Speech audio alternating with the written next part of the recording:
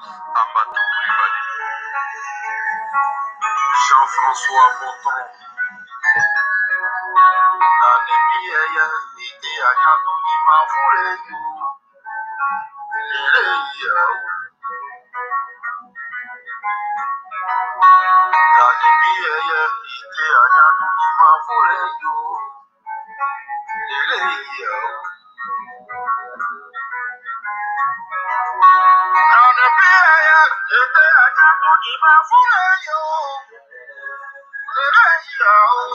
Bonjour, bonjour, bonjour, bonjour à vous tous, soyez connectés, soyez les bienvenus sur la chaîne Test Info TV. Comme prévu aujourd'hui, nous sommes dans notre émission Grand Débat avec pour invité le frère Félix Aïka. En attendant que nous écoutons la musique pour amener notre frère invité, M. Félix Aïka, en ligne, partageons le direct, invitons nos amis, le temps que nous écoutons la musique. C'est le moment de partage, partageons la vidéo au maximum.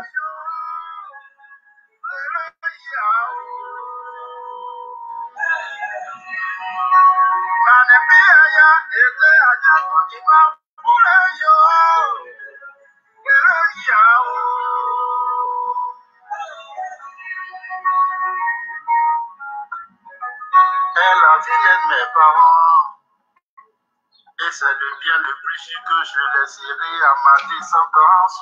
Partageons la vidéo au maximum, invitons nos amis. Si pour mes intérêts, je dois prisonner mes frères.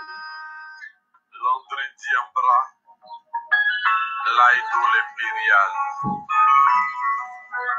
Drissa Zongo. Si vous demeurez à ma bosse, je dois brûler l'héritage de nos pères. L'union, la discipline et le travail.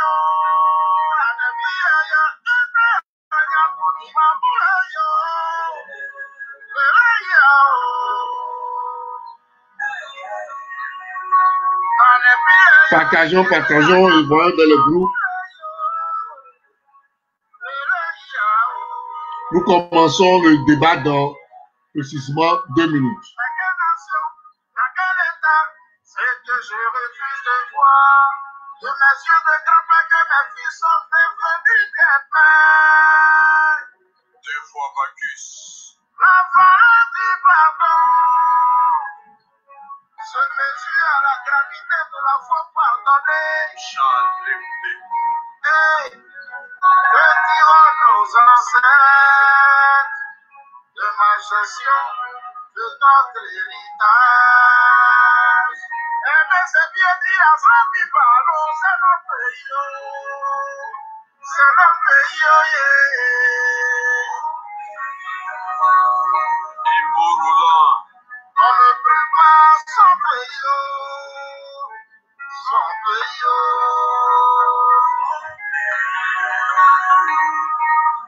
Avec Canada, c'est mon pays, mon pays.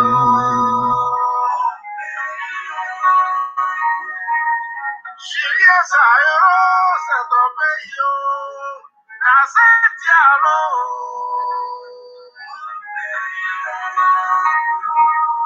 Ibrahim Ouattara, c'est ton pays, c'est ton pays,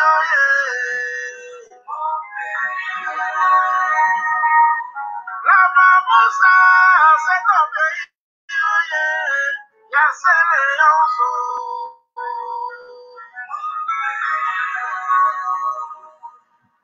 On ne va pas sans pays,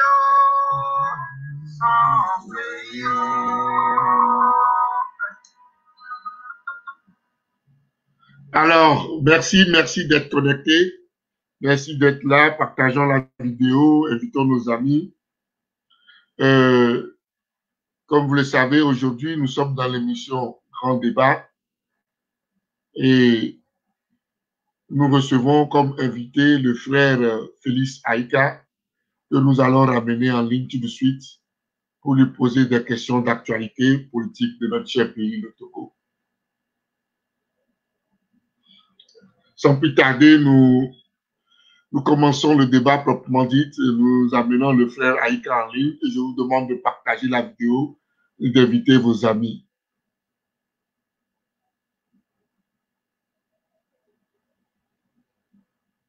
Invitez vos amis, partagez la vidéo.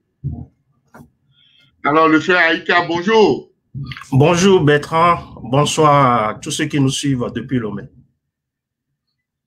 Voilà. First Info TV est honoré de te recevoir aujourd'hui et d'éclairer la lanterne de la diaspora togolaise plus précisément. Et nous allons vous poser des questions sur l'actualité politique de notre cher pays, le Togo. Mais avant de commencer, nous allons vous laisser la chance de vous présenter à nos auditeurs et téléspectateurs. Allez-y. Merci Bertrand pour cette opportunité que vous m'offrez pour parler des sujets importants qui concernent notre pays. Merci aussi à First TV Info et à vous pour le grand travail que vous abattez pour informer nos concitoyens. Et pour ceux qui ne me connaissent pas, je suis Félix Aïka, je suis togolais résident aux États-Unis depuis 20 ans. Je suis marié et père de 3 enfants. Je travaille en tant que consultant chez le réseau professionnel LinkedIn, en tant que consultant légal chez le réseau professionnel LinkedIn. Et en ce qui concerne mes activités politiques, je suis le président de la sous-section ANC Nebraska. J'étais le secrétaire fédéral de l'ANC Amérique de 2013 jusqu'en 2019. Voilà, je suis engagé dans la lutte démocratique au Togo aux côtés de l'ANC. Bref, voilà un peu qui je suis. Merci Bertrand. Ok, nous sommes ravis de vous avoir et merci d'avoir décliné votre identité totalement.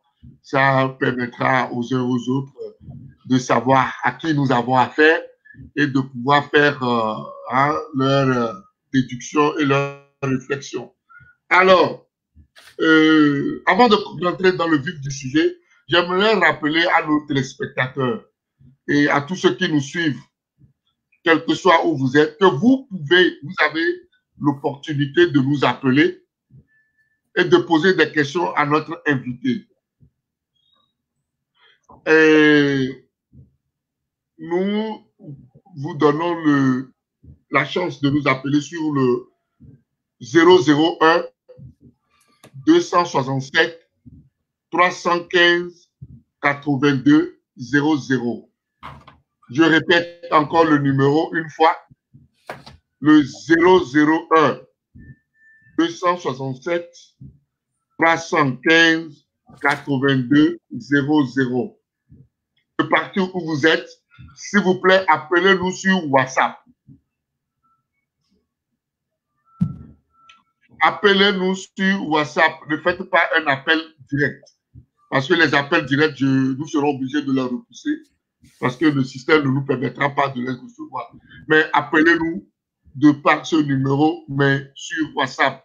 Et nous vous donnerons la chance de poser toutes les questions que vous voulez à notre invité. Merci. Et je reviens à vous, cher invité. Alors, dites-nous une question que je pose de tout beau comme ça. Comment va votre parti? Comment va l'ANC? Et dites-nous qu'est-ce qui explique le silence du premier responsable de votre parti? Merci pour votre question, Bertrand. L'ANC va très bien. Il faut dire qu'après l'élection présidentielle de février 2020, a commencé tout après la présidentielle, la crise sanitaire de COVID-19. Et l'ANC, notre parti étant légaliste et qui se soucie de la santé de la population, du bien-être de la population, a décidé, comme partout dans le monde, de respecter les mesures sanitaires en évitant d'organiser des manifestations publiques et des grands rassemblements. Et donc, c'est pour cette raison que il y a eu depuis, je dirais, depuis fin février, un silence de l'ANC. Néanmoins, à l'interne, nous continuons nos activités, nous organisons nos réunions à l'interne en petits groupes et au niveau des fédérations aussi. Donc, nous profitons des médias comme Zoom et Google Meet pour, dans la diaspora où l'accès à la connexion est facile. Nous organisons nos réunions en utilisant ces voies et moyens et qui sont disponibles.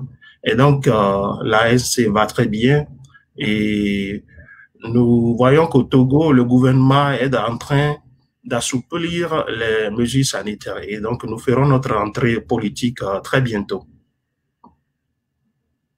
Ah ben oui, justement. À quand exactement, hein? Parce que là, cette réponse que vous venez nous donner, elle est politique, c'est une réponse bien ficelée de votre part, hein? Mais permettez-moi de persister, d'insister. Hein? Dites-nous, c'est quoi, pourquoi, qu'est-ce qui amène ce silence-là du président? Et à quand justement cette rentrée? Très bientôt, c'est à quand la rentrée? Comme je venais de le dire, nous sommes des légalistes et comme vous le savez, les activités sont paralysées au Togo, notre aéroport est fermé. Il y a seulement au jour d'aujourd'hui quelques églises que le gouvernement a autorisé d'ouvrir. Et donc, il n'y a pas encore une autorisation d'organiser des activités publiques. Donc, les regroupements ne se font qu'avec 10 personnes. Donc, je ne peux pas vous donner exactement quand, mais bon, dès que il y aura une autorisation de manifester, d'organiser des activités publiques, là, on va reprendre. Mais je ne peux pas vous donner exactement une date, mais ce sera bientôt. Voilà. Merci quand même. Mais je suis resté toujours sur ma soif. Hein. Je pense que les auditeurs sont restés sur leur soif par rapport au silence du président, de parle bien du président, M. Jean-Pierre Fabre. Vous savez, comme vous le savez, il y a eu ces 3 dernières années des dissensions au sein de l'opposition. Quand je dis ces 3 dernières années, je vais commencer par parler de du soulèvement du 19 août 2019 et qui a été mené par le parti de Tikpi Achadam. Donc, pour être honnête avec vous, c'est un soulèvement qui n'a pas été préparé, mais le peuple togolais, ayant soif du changement, a accueilli avec joie ce soulèvement et le président Tikpi Achadam a fait appel à M. Jean-Pierre Fabre qui devait faire un déplacement aux États-Unis, une tournée aux États-Unis et parler à la diaspora togolaise ici. Mais il a accepté la main tendue de Tikpi Achadam. Mais, comme vous le savez, la collaboration ou bien le travail entre les gens du PNP et les autres partis traditionnels de l'opposition cette collaboration a été très difficile et ce qui a sondé sur de graves mésententes et a conduit au boycott des législatives de décembre 2018. Et donc, après cela, il y a eu aussi une crise très grave qui a changé le paysage politique au Togo. C'est l'irruption de l'archevêque Monseigneur Podjoro dans la vie politique au Togo comme un cheveu sur la soupe. En réalité, notre constitution prévoit des élections à 2 tours, une présidentielle à 2 tours, et depuis fort longtemps, nous nous sommes battus pour avoir des élections à 2 tours au Togo. Et donc, du moment où cela a été acté par l'Assemblée nationale actuelle, nous ne trouvons pas normal qu'on désigne un candidat unique pour l'opposition togolaise. Et donc, vous avez vu là où cela nous a conduit. L'archevêque, le prélat, a choisi un homme dont le parti n'a pas une assise nationale au Togo. Et leur coalition, la dynamique de Monseigneur Podro, et les partis politiques qui composent cette coalition n'ont pas aussi une assise nationale. Et malgré qu'au lendemain de la présidentielle du 22 février 2020, l'ANC, notre parti, a été le premier parti à déclarer que le candidat Agbéome Ekordio et celui de l'UNIR ont été, les premières tendances leur ont été favorables. Et vous avez vu que la dynamique n'avait pas des représentants dans les bureaux de vote, ils n'avaient pas en leur possession les procès-verbaux pour justifier ou bien défendre leur prétendue victoire. Et donc, au vu de cela, bon, on a demandé à notre niveau, à l'ANC, que carrément, puisque vous avez vu, l'élection a été émaillée de fraude massive, on a demandé carrément l'annulation de la présidentielle de 2020. Et on a saisi la Cour constitutionnelle et il n'y a pas eu de suite. Donc, et comme je venais de le dire, surgit la crise sanitaire de Covid-19. Jean-Pierre Fabre est là, il observe la situation, il travaille au niveau de la commune du Golfe 4, il ne tardera pas à parler lorsque l'ANC fera sa rentrée politique. Donc, vous avez vu que le pouvoir nous a attribué un score faramineux de 4% que nous n'acceptons pas au niveau de l'ANC. Et donc, Jean-Pierre Fabre ne tardera pas à s'exprimer sur la présidentielle de 2020 lorsque nous ferons notre rentrée politique. Merci. Ok, merci de l'éclaircissement. Comme vous l'avez dit, vous avez tendu la perche, nous allons le saisir rapidement. Et pour vous poser la question, que pensez-vous actuellement de la situation sociopolitique du Togo? Le Togo, notre pays, et nous qui sommes dans la diaspora, nous observons tout ce qui se passe chez nous. Le Togo, notre pays, est dans un état délabré et l'économie est morose et les activités sont paralysées avec cette gestion catastrophique de la crise sanitaire. On a vu dans d'autres pays comment cette crise est gérée, des aides ont été accordées aux populations. Mais il n'y a pas eu ça au Togo. Il y a eu un programme Novici qui n'a pas été jusqu'au bout. Et donc, pour répondre à votre question, la situation pour tout Togolais sérieux nous donne du souci. Et donc, nous, les politiques, nous pensons qu'à la reprise de nos activités, il va falloir qu'on remobilise nos populations. Il va falloir qu'on retourne dans nos sous-sections, sections et fédérations, qu'on sensibilise les populations à reprendre la lutte politique. Les deux dissensions, bien les dissensions dont je venais de parler au niveau de l'opposition a sincèrement fragilisé la lutte pour l'alternance au Togo. Et donc, la leçon que nous avons retenue est que prochainement, nous sommes un État laïque au Togo, il faut que les religieux n'interviennent pas en politique. Et ce que Monseigneur Akpoduro a fait au Togo et a complètement détruit l'opposition togolaise. Et donc, il faut que surtout les partis de l'opposition traditionnelle aillent sérieusement auprès de leur base, les sensibilisent, travaillent, comment lutter contre les fraudes électorales dans le futur. À l'ANC, nous sommes un parti légaliste et nous pensons parvenir au pouvoir par la voie des élections. Donc, et comme nous le faisions, et notre travail, c'est de retourner auprès des populations, les sensibiliser, bien fondé de notre lutte, leur faire comprendre que ce qui s'est passé a été dommageable à l'opposition tout entière. On ne peut pas imposer un candidat à l'opposition dans une élection à 2 jours, et de surcroît un candidat qui n'est pas populaire, qui n'a pas une assise nationale.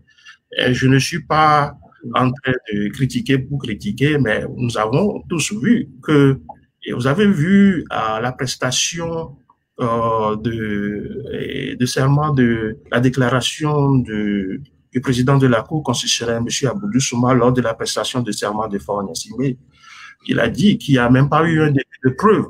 Mais lors des précédentes élections présidentielles, notamment celle de 2015, l'ANC a proclamé les résultats qui donnaient Jean-Pierre Fabre clairement vainqueur. On a eu nos procès-verbaux. Et donc, aujourd'hui, notre lutte est marquée par des vendeurs d'illusions, c'est-à-dire, je vais te raconter une petite histoire, Bertrand. Au lendemain du soulèvement de 2019, il y avait eu une marche de contestation à Omaha, Nebraska, ici. Et donc, j'ai participé à cette marche-là en tant que le président de l'association de l'ANC à Nebraska. Et donc, on m'a donné la parole de m'exprimer. Et donc, j'ai parlé à nos concitoyens en leur disant que, et c'est vrai, il y a eu un soulèvement, mais quand même, les réformes, tout ce que nous faisons doit être fait par étapes. Je disais ça parce que les gens, et il y a de l'effervescence dans la foule, les gens disaient que non, que nous devions marcher sur la présidence. Et je leur dis oui, c'est bon. Et le moment venu, le peuple se soulèvera. Le peuple fera ce qui est bon. Mais faisons les choses étape par étape. Mais les gens n'ont pas compris qu'il était difficile. Ils n'ont pas compris que nous, au niveau de l'ANC, nous faisons la politique de nos moyens. Et donc, ils étaient pris dans cette illusion. Et voilà, le leader de ce parti aujourd'hui, qui est contraint à l'exil. Et vous avez vu les déclarations de Ouro Digba, hein, des déclarations très graves. Moi, je l'ai pris au mot. Et en tant que conseiller direct de Tipi Achadam, les gens ont dit que les déclarations de Ouro Digba ne sont pas fondées, mais je laisse les Togolais eux-mêmes juger. Et donc, l'ANC est là. Nous n'avons pas abandonné la lutte. Le silence des premiers responsables de notre parti ne veut pas dire que nous avons démissionné. Et nous avons reculé pour mieux sauter, comme on le dit. Et donc, il y a aucune solution à notre lutte, c'est le travail. Le travail paie, le travail leader, le travail dans nos sous-sections, dans nos fédérations. C'est ce que nous pensons faire. Et nous sommes disposés à travailler avec les autres partis de l'opposition et ceux qui sont dans la diaspora. Vous savez, nous sommes le parti le mieux implanté, même mieux implanté que l'UNIR. Nous avons plus de 100 fédérations au niveau national et 3 grandes fédérations internationales. Vous ne pouvez pas me dire quel parti politique au Togo a une telle assise.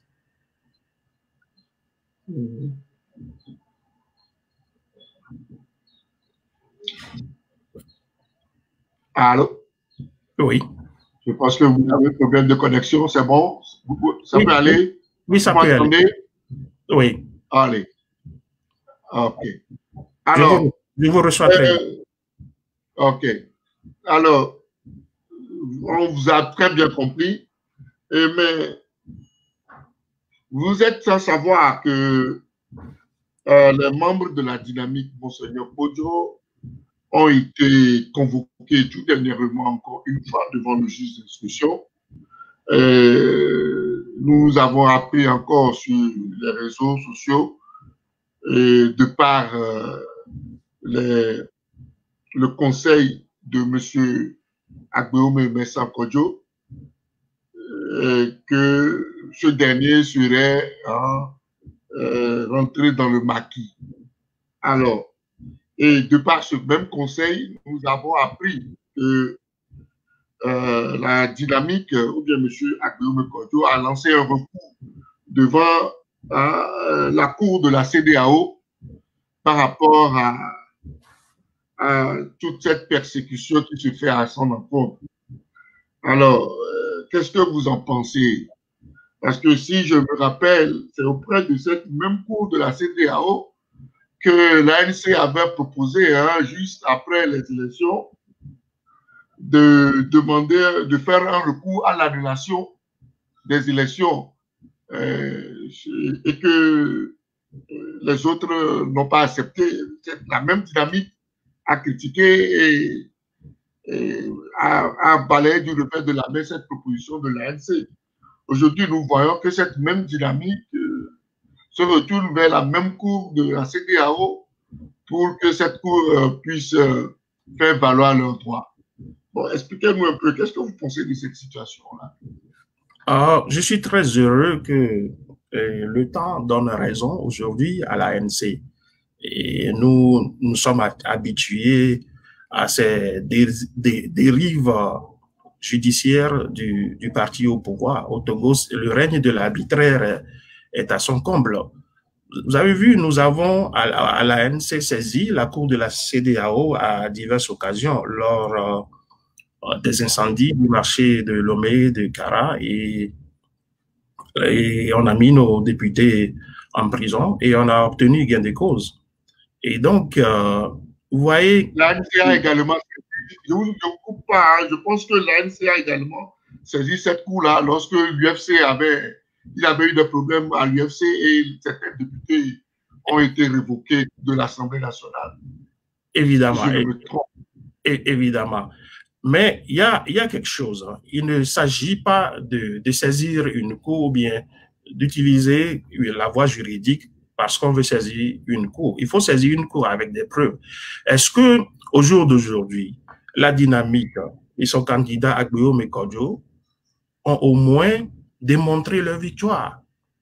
Sur quelle base ils vont... Mais la dynamique dit un soutien qu'elle a les preuves.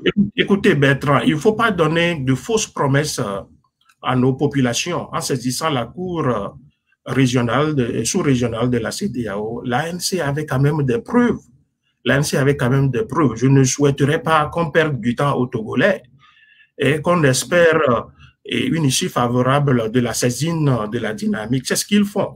La dynamique a un plan. Je ne vais pas mâcher mes mots. Le plan de la dynamique, c'est de se maintenir au niveau de la presse comme étant actuelle la première force de l'opposition, mais ils ne font rien de concret. Si elle était sincère, elle allait quand même donner les preuves de sa victoire. Je ne dis pas qu'ils n'ont pas gagné, ce n'est pas à moi de démontrer leur victoire, mais quand même, nous voulons du concret, nous voulons du concret. Aujourd'hui, comme je l'avais dit, il faut, si on arrive à obtenir l'annulation de la présidentielle de 2020, tant mieux, mais si ce n'est pas le cas, il faut quand même recommencer et le travail, le grand travail que depuis l'UFC jusqu'à l'ANC, notre président Jean-Pierre Faba a battu, et ce travail a été détruit par Monseigneur Podjoro, qui a tout le temps vilipendé notre parti, traité de tous les noms nos premiers responsables. Donc aujourd'hui, tout le monde a compris et l'unir est partout. Ils ont l'appareil judiciaire, l'exécutif et ils sont à l'Assemblée avec leurs amis. Et donc, l'ANC, dans la législature de 2013 à 2018, avait avec ses 18 députés les moyens d'empêcher tout ce qui se faisait là-bas. Et donc, il faut reconstruire tout ça là. Et pour moi, je pense que je ne vais pas m'atteler beaucoup à la dynamique. Ils ne sont pas notre adversaire. Notre adversaire, c'est le pouvoir. Hein. Il faut mettre ce qui s'est passé en 2020 derrière nous. Je pense que les gens ont compris et que dorénavant, on laisse tous les partis de l'opposition aller aux élections. Tant mieux, et l'Assemblée nationale actuelle a voté la Constitution qui nous permet d'avoir les 2 tours. Tant mieux. Et donc, laisser tout le monde aller et supporter le candidat gagnant de l'opposition s'il y a d'éventuels second tours. Donc, je pense que c'est ça. Et donc, je ne vais pas trop m'atteler à la dynamique. Ce qu'ils font ne nous concerne pas. Et M. Agbeyome n'a pas fait la politique de ses moyens. Ils ont fait des promesses que, juste au lendemain de la présidentielle, ils vont apporter la victoire au peuple togolais. Ils ont dit ce qu'ils ne sont pas capables de réaliser. Ils ont dit qu'ils ont des relations dans l'armée, à l'extérieur. Ils ont des relations diplomatiques. On n'a pas vu tout ça là. Donc, c'est des vendeurs d'illusions. Le peuple, aujourd'hui, doit quand même reconnaître le travail que l'ANC est en train de faire au Togo. Et nous sommes la véritable opposition contre cette dictature et qui sévit, qui détruit non seulement ceux qui sont restés au pays, mais nous aussi dans la diaspora.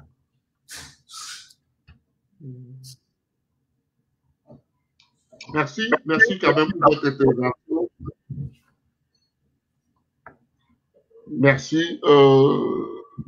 Je rappelle, avant de continuer dans les questionnaires à nos éditeurs, que vous pouvez juste à la fin, vers la fin, lorsque nous allons finir de poser les questions à notre invité, nous appeler sur le 001 267 315 82 00 pour poser des questions à notre invité.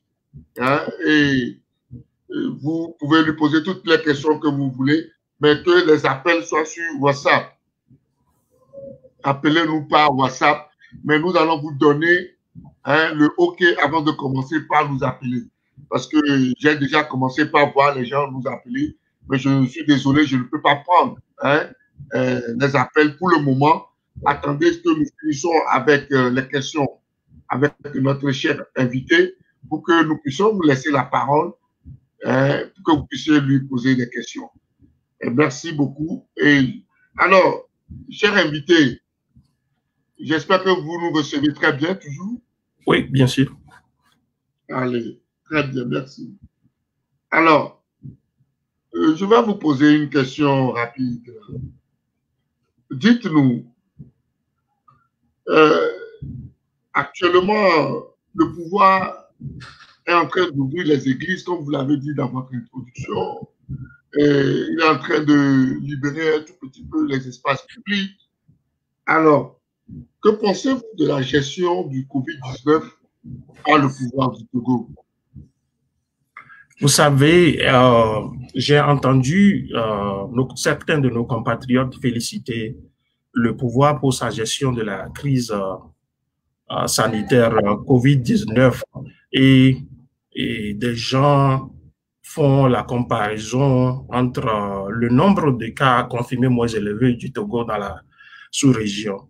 Vous savez, aujourd'hui, la population du Togo est estimée à 8 millions, en 2020 à 8 millions d'habitants, et celle du Ghana à 31 millions, et celle de la Côte d'Ivoire à 26 millions. Donc, faire cette comparaison est fausse. Moi, je pense que la santé publique relève du domaine du gouvernement. Mais vous avez vu que la gestion de cette crise a été émaillée de bavures policières dont 2 morts. Monsieur Kouchati qui a été tué par les forces de l'ordre, je crois, à Baie, et il y a un autre qui est mécanicien, laveur de moto à Avedi. Vous voyez, on pouvait quand même éviter tout ça là. Des gens qui ont été bastonnés, et nous sommes un pays pauvre, et il se fait que des gens n'ont pas les WC dans leur maison et ils sont obligés. On ne peut même pas, avec les mesures restrictives que ce pouvoir a mises en place, aller aux besoins au petit matin. Vous voyez, on pouvait éviter ça là. On peut gérer une crise sans quand même que des gens perdent leur vie dans notre pays. Vous voyez, il y a aussi ce programme Novici et ce programme d'entraide aux populations. Et c'est un programme qui a été discriminatoire parce que le gouvernement exigeait d'avoir une carte d'électeur pour pouvoir percevoir les 5 000. Ce que nous n'avons jamais compris le pourquoi. Est-ce que la carte d'électeur est devenue plus... La carte d'identité nationale, voilà. Et vous voyez que...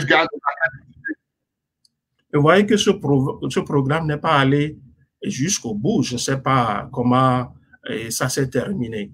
Il y a aussi, nous apprenons de sources officieuses que le gouvernement togolais va demander aux passagers qui arrivent dans notre pays des tests de dépistage à leur arrivée, et puis des passagers au départ seront soumis à cette règle-là. Ce que moi je trouve dommage est que je ne suis pas en train de jeter du discrédit sur la gestion de cette crise-là par le pouvoir. Et je veux donner des feedbacks. C'est normal que quand les gens arrivent chez nous et qu'ils fassent les tests pour protéger nos populations. Mais ce que je ne comprends pas, il faut quand même laisser les passagers au départ de Lomé se soumettre, se conformer aux mesures sanitaires et de leur pays d'accueil. C'est ce qui se fait partout. Donc, prenons un homme d'affaires qui vient à Lomé juste pour faire 5 jours. Donc, il fait 72 heures avant son arrivée ce test de dépistage, ou bien il le fait à Lomé sur place à son arrivée.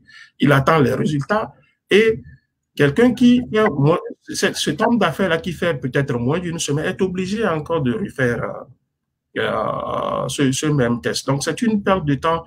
À cette allure, il n'y aurait que de voyages utiles. Et cela pénalise qui? Le tourisme dans notre pays. Cela décourage la diaspora de revenir chez nous.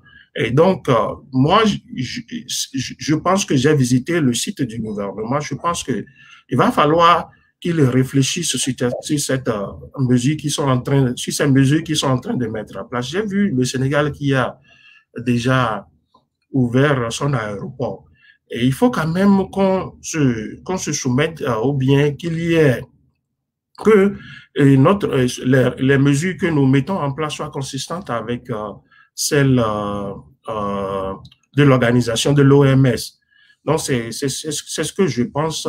Je félicite d'abord nos populations qui sont jusqu'aujourd'hui conscientes et qui respectent les gestes barrières. Oui, merci également. Mais par rapport, nous sommes toujours dans la gestion du Covid. Le gouvernement a débloqué un fonds assez faramineux pour gérer tout cela. Mais est-ce que on peut aujourd'hui quantifier tout cela? Est-ce que le moyen financier, est-ce que l'objectif a été atteint, en fait, à part le fait qu'on a mobilisé tout ce moyen? Nous avons vu des sociétés d'État qui ont donné des centaines de millions. Est-ce qu'aujourd'hui, on peut faire un bilan quantitatif de tout cela? Aucun bilan. La gestion du Togo depuis longtemps a été opaque. Vous avez vu, il y a une Cour des comptes au Togo, mais est-ce que vous avez appris quand est la dernière fois que vous avez appris que les activités de cette Cour des comptes a permis de mettre ceux qui pillent et détournent les fonds publics, que ceux qui pillent le pays ont été mis en prison. Il y a l'affaire, je sais que vous êtes bien au courant de l'affaire Adjakli, qui, selon le journal alternatif de Ferdinand Haïté, qui est assigné en justice, par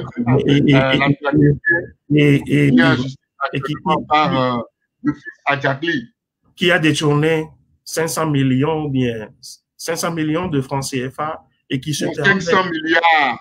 500 milliards, voilà. Et donc, vous voyez, il ne se soucie de rien. Au niveau du ministère de l'Éducation nationale, il y a eu une disparition et des fonds alloués pour mettre pour mettre à la disposition des élèves des masques. Vous voyez, tout ça là. Et ils n'ont pas donné une suite. Aucune enquête n'a été ouverte, mais ils se permettent de mettre des enfants en prison parce qu'il y a eu, parce qu'ils ont commis des erreurs dans cette affaire de ces types-là. C'est des enfants. Ce sont nos enfants. Il y a une déchéance morale dans notre pays, nous le savons très bien, mais quand même, à une première infraction, on peut les sensibiliser. Le problème se passe, et Dieu est dans le problème, se passe dans les domaines scolaires. Pourquoi les professeurs, les conseillers sont là? C'est pour parler aux enfants. Et même s'ils récidivaient, alors là, on peut voir ce qu'on peut faire, peut-être les assigner dans un tribunal juvénile. C'est ce que moi je pense honnêtement. Donc, il n'y a aucune gestion des richesses de notre pays depuis longtemps. Donc, je ne pense pas que c'est aujourd'hui qu'ils vont le faire. Et c'est ça qui est regrettable. Oui, parlant de ces steps-là dont vous venez de soulever, vous savez, la responsabilité aussi peut être située au niveau du corps enseignant, hein, parce que le truc se passe dans les établissements. Donc, on peut se poser la question de savoir quel est le savoir qu'on est en train d'écouter, hein, quel est le savoir et l'encadrement qui se fait au juste à nos enfants lorsqu'ils se retrouvent, hein, dans ces lieux dans ces temples de savoir. Parce que nous les envoyons là pour qu'ils puissent être éduqués, pour qu'ils puissent revenir à la maison avec un minimum de savoir. Alors, si c'est justement là que ces enfants vont développer cette tendance-là, je pense que il y a aussi une responsabilité du niveau aussi du corps enseignant et du système éducatif en général. Qu'est-ce que vous pensez? Je comprends que le gouvernement veut mettre en place une politique de tolérance zéro et en ce qui concerne les sextapes, les contenus à caractère pornographique. Je les comprends parfaitement. Mais la solution, hein, parlons de la solution parce que l'erreur a été déjà commise. Ce que moi je pense, et il faut commencer par mettre des règles, hein, des lois en place. Par exemple, interdire l'utilisation ou bien l'utilisation du téléphone cellulaire dans les écoles par les élèves. Donc, s'il y a un élève qui amène son téléphone portable à l'école, les professeurs peuvent le confisquer. Il faut commencer par quelque part. Il faut qu'il y ait cette règle-là. C'est ce qui se fait dans les pays développés, dans les pays dans lesquels nous vivons à l'étranger ici. Et par là, il faut, comme vous venez de le dire, il faut tenir responsable aussi les responsables de ces établissements, les directeurs d'école, les enseignants. Ils sont tenus de superviser les élèves. Cela fait partie de leur rôle. Il faut pas juste... il y a les parents aussi, n'oublions pas. Un parent est tenu d'encadrer son enfant, vérifier s'il a ce téléphone-là dans son sac. Ou bien si un enfant est supposé amener du téléphone à l'école, peut-être pour que ses parents l'appellent lorsqu'il y a une urgence, on peut le mettre chez le proviseur, hein, ou bien chez comment on les appelle à Lomé là, chez les surveillants, hein, et à la fin des cours, ils peuvent toujours le reprendre. C'est ce que moi je pense. Et donc, il faut interdire l'usage du téléphone cellulaire par les élèves dans les établissements. Il faut quand même qu'il y ait une règle comme ça, s'il n'y en a pas encore. Oui, tout à fait, tout à fait. Je suis d'accord avec vous. Merci quand même de faire ce genre de précision. Alors, nous allons continuer. Et avant de continuer avec les questionnaires, je voulais revenir un peu à nos auditeurs et téléspectateurs que je vous rappelle le numéro qui est le 001 267 315 82 00, le numéro WhatsApp que vous pouvez appeler pour poser des questions à l'invité après que nous ayons fini avec les questions que nous avons pour l'invité. Et suivez-nous, je vous dirai le moment venu lorsqu'il faut commencer par appeler. Hein. Merci. Alors, pour continuer avec la question, alors dites-nous, Monsieur Félix Aïka, quelle est la relation aujourd'hui entre la jeunesse de la diaspora et celle de la jeunesse des partis politiques, la jeunesse de la diaspora togolaise et celle des partis politiques? Puisque vous êtes de la diaspora, et vous militez au sein de l'ANC, vous êtes président d'une section, mais comment est-ce que vous voyez cette relation entre la jeunesse de la diaspora et la jeunesse des partis politiques en général au pays? En ce qui nous concerne à l'ANC, comme vous le savez, nous avons 3 grandes fédérations internationales. Donc, nous travaillons avec nos camarades qui sont à Lomé, en ce qui nous concerne à l'interne, à l'ANC. Donc, tout se passe très bien. Mais en ce qui concerne en général la relation entre la jeunesse de la diaspora et celle qui est restée au pays, vous avez vu que durant ces 3 dernières années, il y a eu, après le soulèvement de 19 août 2017, la montée des activistes véreux, qui sont en moyenne de jeunes gens, la montée de ces activistes véreux qui, à longueur de journée, s'attaquent aux responsables de partis politiques de l'opposition et précisément s'attaque à M. Jean-Pierre Fabre, notre président, et des activistes qui ont détruit complètement l'opposition, les petits acquis que l'opposition a obtenus durant ces dernières années de haute lutte.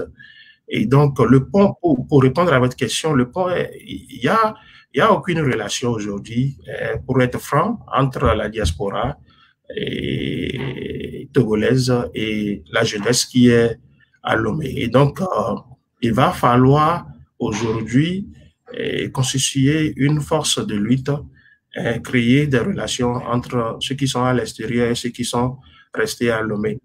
Je pense que Kodi Togo a été fondé pour cette raison-là. Mais avant de lancer cette association de la diaspora, et toute la diaspora n'a pas été consultée. Vous avez vu, et donc, Kodi Togo n'a pas vraiment réussi à atteindre ses objectifs. Ils se sont joints à la dynamique et voilà. Et donc, moi, je pense que ce qu'il faut faire, les gens doivent comprendre que ce n'est pas s'attaquant à M. Jean-Pierre Fabre, ce n'est pas s'attaquant aux responsables de l'ANC que nous réussirons à dégager Faure Gnassingbé du pouvoir, nous réussirons à avoir l'alternance au Togo.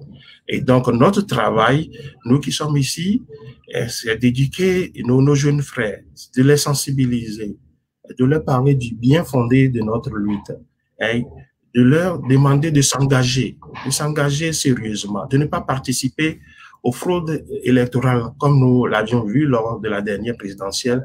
Il y a eu des vidéos qui circulaient de jeunes gens et qui bourraient les urnes. C'est des choses qui nous ont beaucoup touchés. Et à l'époque, nous, quand on était adolescents, on ne faisait pas de tels trucs. Et c'est clairement une violation de la loi. Et donc, il y a un grand travail qui nous attend, qui est de sensibiliser les jeunes et de participer aussi financièrement dans des projets d'éducation, de développement dans notre pays. Et donc, je pense que chaque jeune gens de l'extérieur, au niveau de leur parti, peut commencer à faire quelque chose comme ça. Nous le faisons déjà à l'ANC.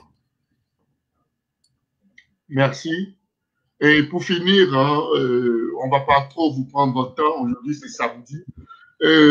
Dites-nous concrètement, aujourd'hui, dans la situation dans laquelle nous sommes, où on n'avance pas, on ne recule pas, quelle est la solution aujourd'hui vers laquelle nous tous, nous devons nous retrouver, où les Togolais doivent se ressentir remobilisés pour relancer cette lutte-là, pour demander quand même le départ de ce pouvoir qui dirige le Togo depuis plus de 50 et quelques années. Merci Bertrand. De grands défis sont... Un Togolais qui aime vraiment son pays ne peut pas continuer à se plaire dans la situation délabrée dans laquelle notre pays se trouve. Il faut repartir dans nos sous-sessions, dans les sessions, dans les fédérations pour remobiliser nos troupes. Je pense que c'est ce qui doit se faire. J'ai lu quelque part que des gens demandent un dialogue avec le pouvoir. Aujourd'hui, le pouvoir a tout, hein, il ira tout. Ils ont l'Assemblée, les cours et puis le pouvoir exécutif. Donc, ce n'est pas à nous, l'opposition, de leur demander un dialogue. Je pense qu'eux-mêmes, à l'unir, s'ils sont sérieux et conscients de la situation dans laquelle se trouve notre pays, c'est à eux-mêmes de faire un constat d'échec de plusieurs années de gouvernance et d'aller vers l'opposition, tendre la main à tout le monde que vraiment notre pays est en crise. Venez, venez vous asseoir, on va discuter et pour voir comment on peut sortir notre pays de l'ornière. Et donc, je pense que la balle est dans le camp plutôt, m'excuser, la balle est dans le camp du pouvoir et de demander à l'opposition un dialogue. Mais vous savez, beaucoup sont en train de dire aujourd'hui, c'est le courant de pensée qui est sur les réseaux sociaux, qui est dans la masse aujourd'hui, mais qu'il faut mettre de côté cette pensée de parti politique, qu'il faut faire une lutte citoyenne, il faut que le peuple se lève, il faut que le peuple se donne les moyens qu'il faut, que le peuple prenne les rues, voilà, quoi, que le peuple se défend et que les partis politiques soient en arrière-plan pour soutenir cette marche en avant du peuple togolais. Qu'est-ce que vous pensez de cela? Je pense que les événements récents ont affaibli notre lutte et je pense que le Togolais lambda est démoralisé. Et donc, c'est pourquoi je pense qu'on doit sensibiliser les gens et on doit leur parler du bien fondé de cette lutte.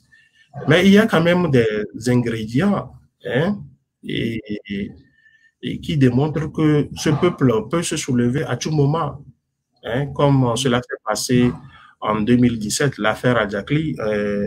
On venait de parler de l'affaire Adjakli, de la gestion de la crise Covid-19. On dirait que cette crise est devenue le fonds de commerce de certaines personnes dans notre pays. Le SMIC aujourd'hui au Togo est toujours à 35 000 francs. Et on veut que les gens se soumettent à des tests de dépistage à 65 000 francs, ce que le Togolais lambda n'est pas capable de payer. Et donc, notre population vit dans l'extrême pauvreté. Et tout ça là suffit pour que le peuple se lève et réclame ses droits. Ce n'est pas à un parti politique de demander on ne déclare pas une révolution, si je veux bien parler. C'est le peuple de prendre conscience de la situation actuelle dans laquelle il se trouve et de réclamer ses droits. Et vous voyez ce que font nos frères maliens.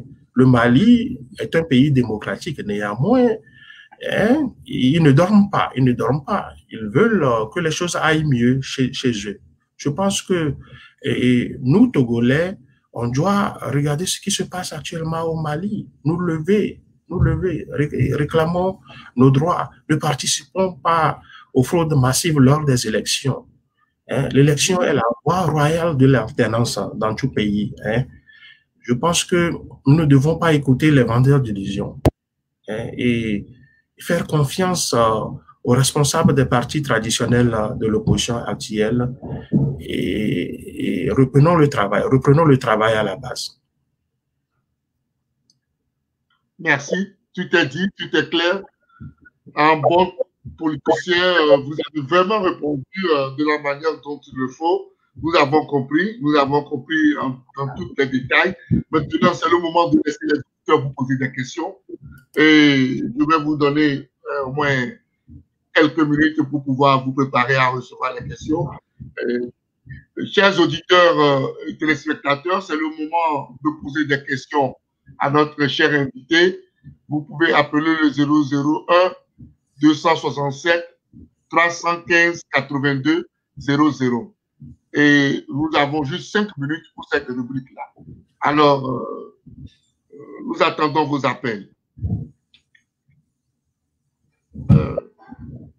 Voilà.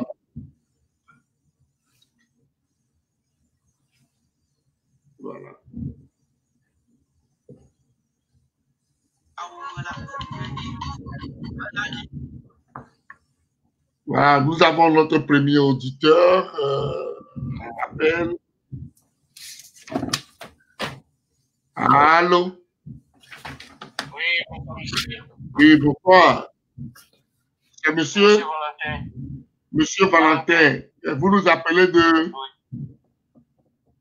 Du Togo. Du Togo. Oui. Wow. Et salut mon retraité. Oui, oui, merci. Il vous entend. Allez-y, vous êtes en direct. Bonsoir Valentin.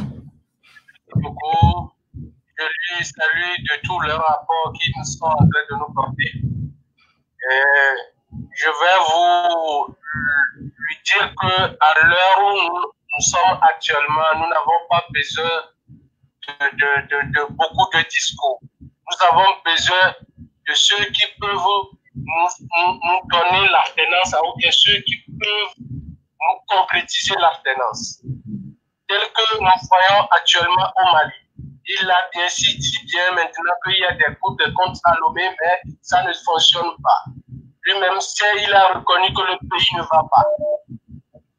À l'heure où nous sommes actuellement là, même si on prend un malafoutier du village et on le met en compétition avec Forniasing, le malafoutier va le gagner. Je le sais bien. Donc s'il me dit aujourd'hui que la dynamique n'a pas de preuve, là je dis non. Là c'est très bien que la dynamique a gagné. Ils n'ont qu'à rejoindre le train pour que nous donnons l'alternance aux Togolais ou bien, je ne sais pas comment vous expliquer ça. Est-on moins avant l'alternance au Togo, là, les amis? Quelle est la question, mon frère? Je ne vous coupe pas, mais vous avez une question précisément. Quelle est la question? La question que je vais lui poser est que ils n'ont qu'à faire tout possible. Ce n'est pas une question, mais c'est une susception, quoi. Ok, allez-y. Ils n'ont qu'à faire tout possible. On les pardonne. On n'a qu'à rejoindre la dynamique pour que la dynamique arrive à continuer. Voilà. Les Togolais souffrent beaucoup. Les Togolais souffrent beaucoup. Nous sommes fatigués. Ok. Merci. Ok. Merci. Merci aussi. Voilà. Il y a un autre en ligne, hein.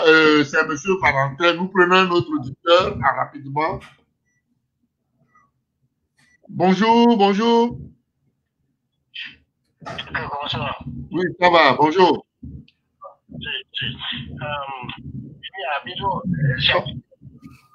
C'est un autre appel. Hein. Nous sommes en direct. Est-ce que vous pouvez rappeler? Vous voulez participer à l'émission en direct?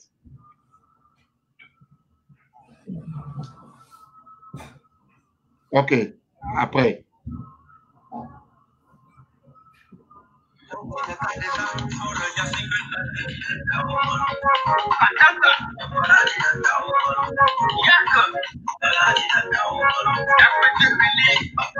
Vous pouvez continuer par nous appeler le temps que notre invité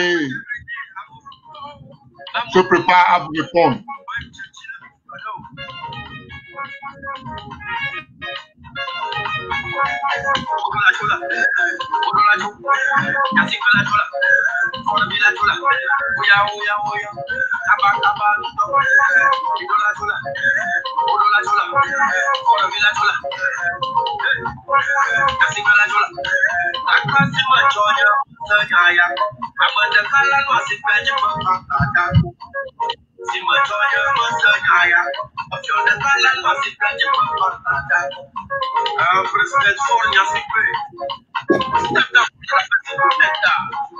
Nous attendons vos appels. Appelez-nous sur le 001 267 315 82 00.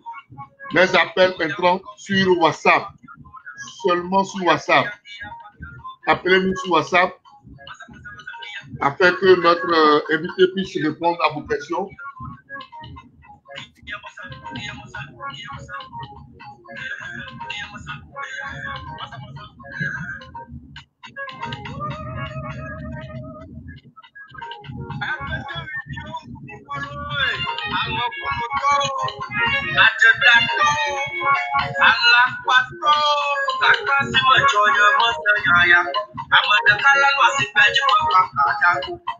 Voilà, nous sommes toujours dans l'émission Grand Débat avec comme invité aujourd'hui Monsieur Félix Aïka que nous avons.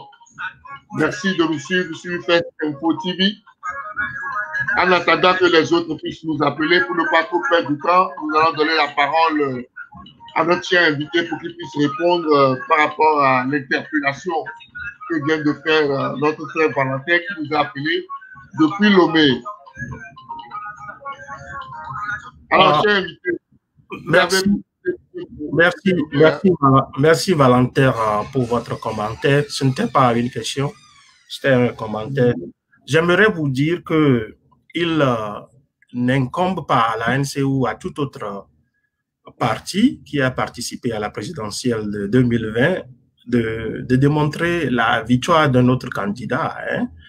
Et vous savez, l'ANC a été le premier parti à déclarer que le candidat Agbome Kojo et celui de l'UNIR, et les deux là ont été, les premières tendances leur ont été favorables. Ce n'est pas à nous de démontrer leur victoire.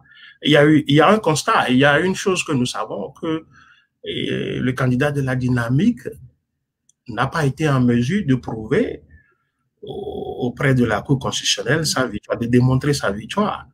Vous voyez, et vous êtes aussi au courant des propos qui ne sont pas amicaux, hein, des propos et de diffamation du prélat à l'endroit de nos responsables, à l'endroit de Jean-Pierre Fabre, nous traitant chaque fois de corrompus. Et donc, dans cette situation, il est impossible de travailler avec nos camarades de la dynamique.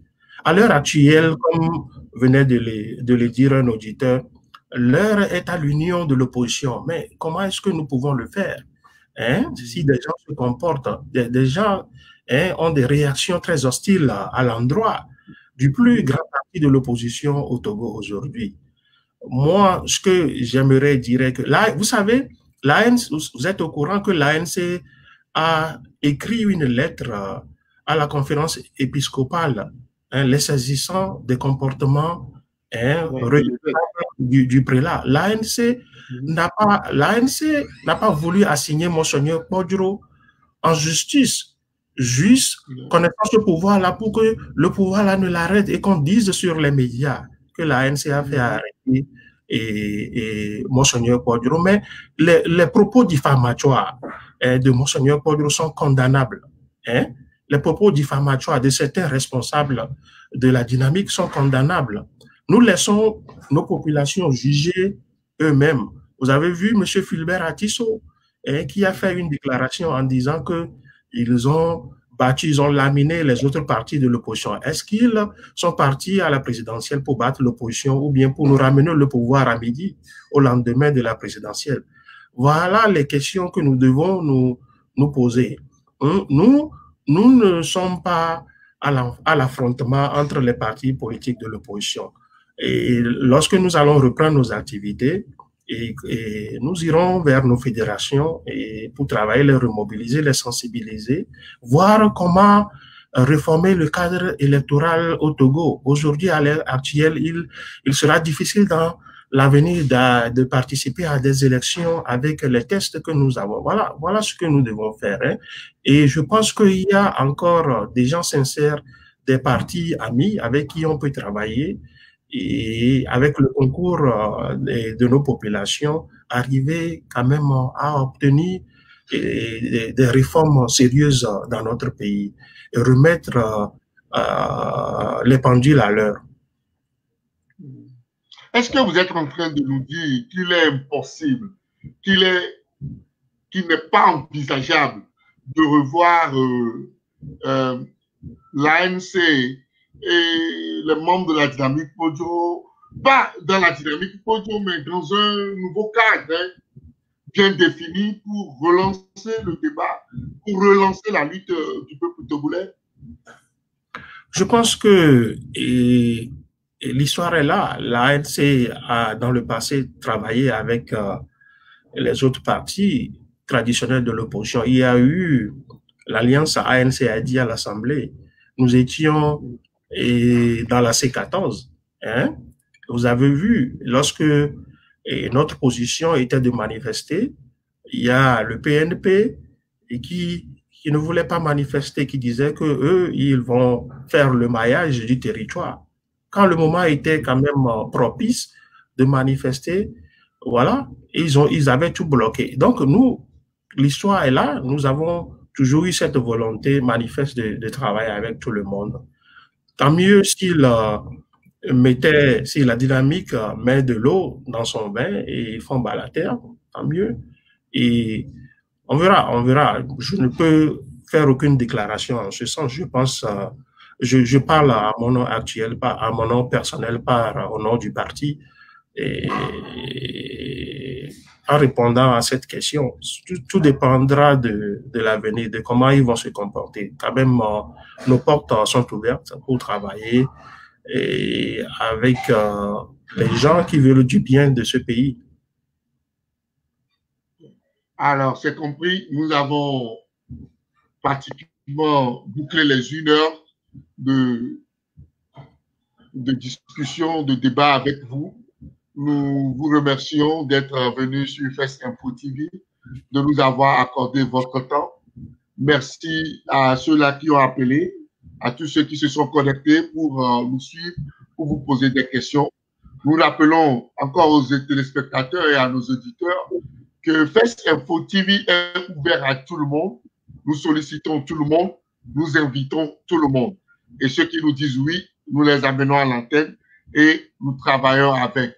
Et nous espérons que, au fur et à mesure que nous allons avancer, puisque notre objectif ici, c'est de pouvoir donner vraiment l'information, la vraie, diversifier l'information à notre diaspora pour que nous puissions vraiment, dans l'analyse, faire vraiment relever le débat et vraiment donner le meilleur de nous-mêmes à notre cher pays, le Togo.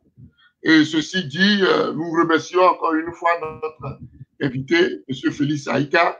Merci beaucoup d'être venu et votre mot de fin. Merci Bertrand, merci FES Info TV pour le travail que vous faites. C'était pour moi un plaisir de partager ce moment de réflexion avec les auditeurs, avec nos concitoyens. Comme vous le voyez, notre pays est dans un état de délabrement total.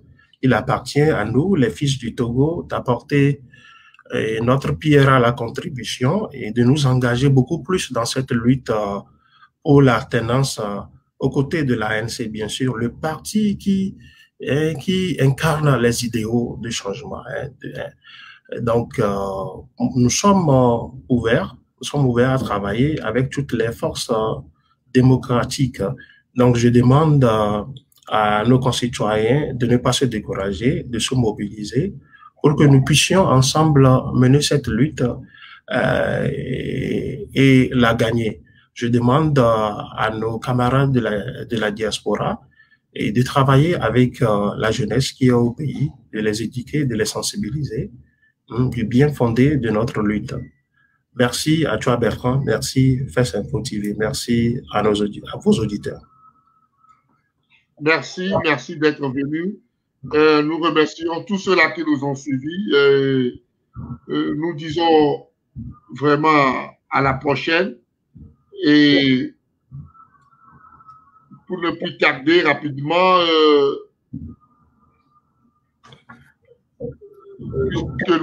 je suis en train de voir si nous avons encore quelqu'un en ligne pour le moment. Non. Alors, merci de nous avoir suivis. Nous allons remettre l'antenne et à la semaine prochaine. Merci à vous tous et bye bye.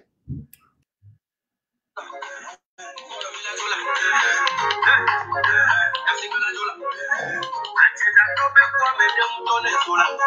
Idola kwe de kamela kwa. Oh, ya toku kodu topamelo. Oh, de maya de una mina. Apida dilo, apada dilo. Apida dilo, apada dilo. Oh, sito koda dila dida tawala. Bala dida miau dida kade.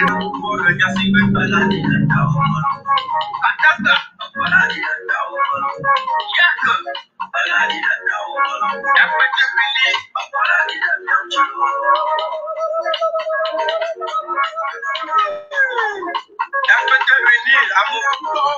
I'm a good